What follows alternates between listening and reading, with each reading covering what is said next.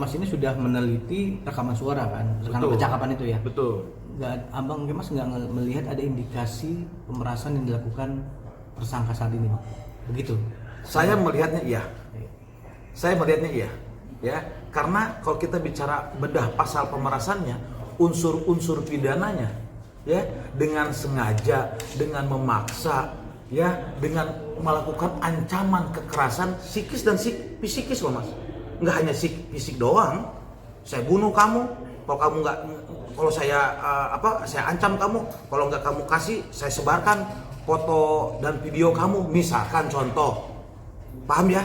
Tandanya ada sesuatu rahasia Mas di diri si korban tadi yang kalau diungkapkan oleh si pelaku tanda kutip, maka dia merasa dirugikan. Ya, yang akhirnya lu kalau nggak mau gua ungkap, buka, lu bayar. Ya, ke gua sekian. Akhirnya apa? Si korban ini terpaksa atas kuasa rahasia tadi, dia mengeluarkan sesuatu prestasi kepada si pelaku. Pertanyaan kita, rahasia apa yang dimiliki oleh tersangka saat ini? Dan itu sebenarnya sudah umum, bukan rahasia lagi Mas. Sudah bukan rahasia lagi. Bahwasannya produk kamu itu yang seharusnya tata aturan kelolanya tidak harus begitu. Ini kan bukan rahasia umum, cuma dia adalah public figure yang ketika dia bicara viral gitu loh. Ketika dia bicara, banyak masyarakat netizen mengambil sebagai dasarnya gitu loh. Ini kan apa pemerasannya? Saya mau nanya, ada rahasia apa ini? Nah, ini saya pikir perlu adanya kajian lebih ulang lagi mengenai penafsiran dan pemahaman soal gelar perkara yang dilakukan oleh pihak Polda seperti itu gitu loh. Bentuk ancamannya juga kan nggak ada berarti ya Bang? Ya ancaman apa Mas? Artinya dengan sebuah iming-iming gitu kan nggak ada. Janji gitu, ya tipu muslihat. Apa saya mau nanya? Saudara tersangka itu menyampaikan semua produk-produk yang ada kalau nggak salah. Pokoknya produk-produk skincare yang memang overclaim. Dasarnya apa sih? Kan dasarnya medis Mas. Dasarnya pengujian laboratorium. Ya kan? Dasarnya peraturan yang ada di BP POM mengenai kadarnya, mengenai kandungannya, kan begitu. Apakah itu diperbolehkan oleh negara apa tidak untuk dikonsumsi oleh masyarakat, mengandung merkuri apa tidak, kan begitu ya. Itu ahlinya. Tapi kan peraturan umumnya seperti itu. Kalau ternyata itu overclaim ya, dan betul nyata dari apa yang disampaikan produk skincare si pemilik tadi, ini kan bukan rahasia lagi Mas. Ini sudah umum. Tersangka kan menyampaikan hampir semua produk kok kita perhatikan di media sosial kan, dia menyampaikan si A yang pemilik produk skincare, dia memiliki produk si B. Bahkan kan ini mereka ini pemilik skincare ini kan sebenarnya dia ini hanya memasarkan saja, tetapi harus memang orang ahli medis. Tapi kan dia nggak punya pabrik Mas. Seingat dan setahu saya dia tidak punya pabrik. Adalah ya kalau tidak salah pemilik pabriknya langsung yang memang memproduksi alat kosmetik, dan itu akhirnya apa? Retailer itu dilakukan oleh para dokter-dokter kecantikan di Indonesia yang akhirnya jadi skincare, ditempellah merek-merek mereka masing-masing untuk mereka pasarkan seperti itu. Bang, boleh dikategorikan atau boleh dibilang si pelapor ini terlalu paranoid lebih dulu atau gimana Bang ketika produknya di review oleh mungkin NM sendiri gitu? Oh iya dong, kalau produknya nyata, asli, benar, sesuai dengan peraturan perundang-undangan, ngapain pusing Mas? Itu aja.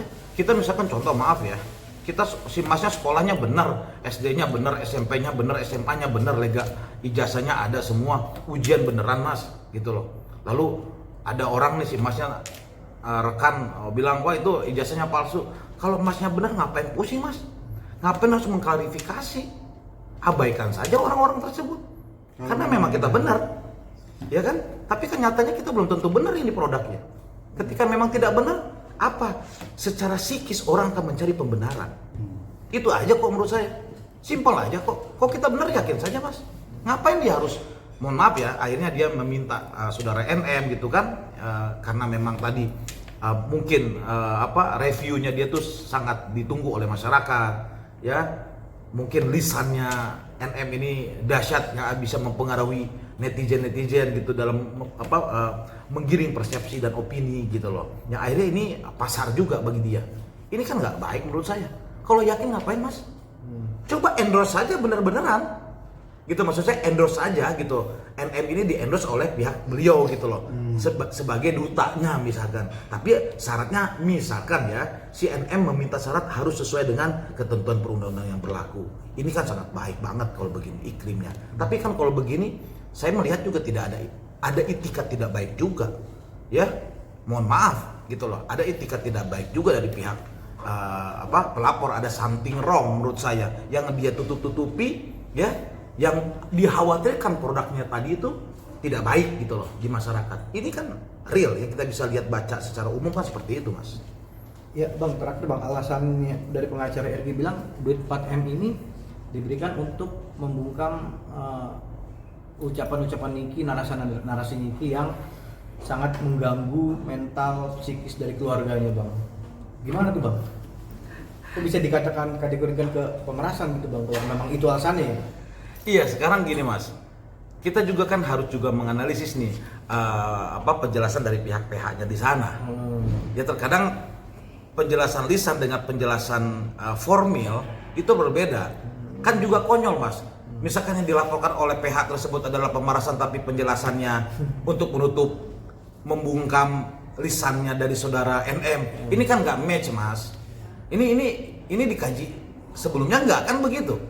Kan nggak boleh mas. Kita melaporkan seseorang itu atau kepada badan hukum itu kan harus dengan bukti-bukti yang cukup, ya, bukti formil, ya, tentunya seperti itu dan kita sampaikan dengan keterangan-keterangan yang sama gitu loh. Lah kalau disebutkannya pemerasan, ya, kemudian disampaikan penjelasan konferensi persnya adalah apa tadi itu? Untuk membungkam, untuk menutup lisan supaya tidak membuka ini kan nggak beres mas. Saya pikir ini masyarakat harus coba diajak dengan lebih sehat dalam berpikir logikanya gitu loh. Ini pasti ada sesuatu hal. Saya pikir behind the scene ini ada apa? Ya, ini behind the scene. Mohon maaf nih, perkara kami mas itu 7 miliar di Polda Metro Jaya itu 1 tahun. Dengan semua kendalanya luar biasa. Oke, dia bukan public figure. Tapi ini perkara 4 miliar dalam hitungan berapa waktu mas? 2 bulanan langsung naik. Ya, langsung proses upaya paksa. Ini bagi saya ya, sebagai praktisi hukum yang memang kita di bidang sana praktiknya. Ini domain ini terlalu dipaksakan menurut saya gitu loh. Nah, harapan saya begini, apa sih yang harus dilakukan oleh kita masyarakat?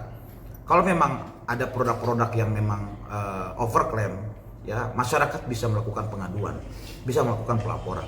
Hanya 2 hal masih bisa melakukan ini: masyarakat yang kena dirugikan korban dan atau BP POM, gitu loh.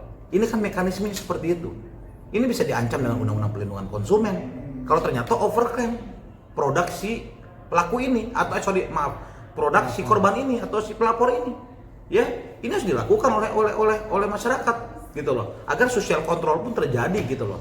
Jangan seenak-enaknya yang akhirnya dia dengan sebenarnya cara tidak elok juga untuk menutup lisan seseorang, ya, dengan memberikan imbalan yang akhirnya itu dia cukup menerima efeknya, tidak banyak tersebar, ya, tetapi setelah itu dihajar dengan membuka laporan dengan pasal pemerasan. Ini kan saya pikir tidak elok mas, ya begitu.